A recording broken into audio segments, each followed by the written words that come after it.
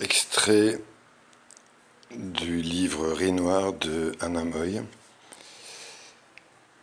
chapitre 11, Couvre-feu, page 96.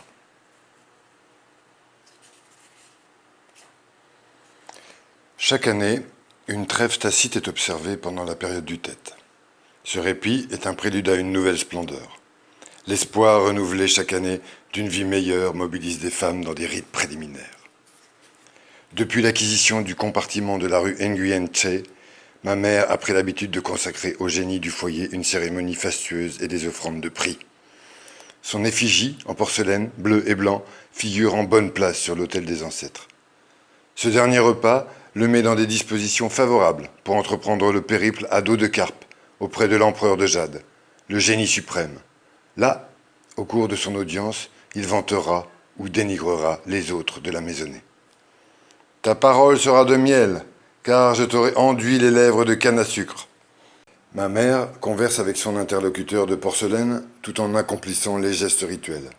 Fleurs de lys, encens d'ambre, vin de Cointreau, plateau de 5 fruits et carpes frites sont offerts au génie du foyer de 23e jour du mois précédant le Tête.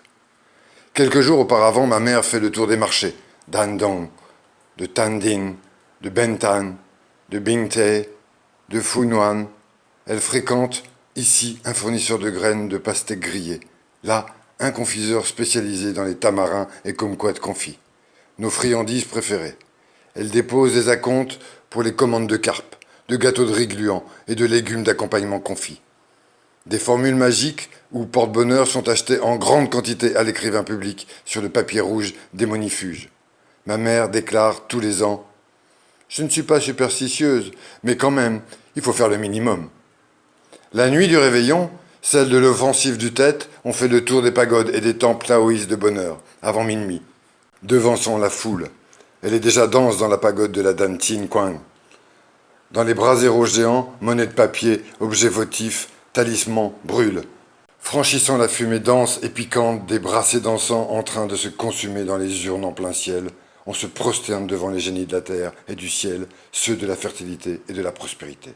Sans perdre son temps, le cousin Long subtilise des branches garnies de bourgeons, porte-bonheur du manguier, qui seront piqués plus tard dans le vase au milieu des fleurs de lys. À minuit, on appelle de nouveau à la rescousse. Allume la guirlande de pétards, cousin, celle de 3 mètres. Au fil des ans, la prospérité mesurée au mètre de pétard s'est accélérée. Aujourd'hui, les guirlandes pendent parfois des balcons de compartiments de 3 étages. Chaque année, 1 mois ou 2 avant l'avènement du Tête, des familles entières se lancent dans la fabrication des pétards. De la poudre de munitions librement vendue et roulée dans du papier rouge de la largeur de 7 phalanges. Les accidents, les explosions et leur lot de défiguration ou de mort ne découragent en rien une activité en plein essor, à l'image du développement économique. Le Vietnam du Sud vit ses années les plus prospères. Les augures sont, d'après des prévisions astrologiques, excellents.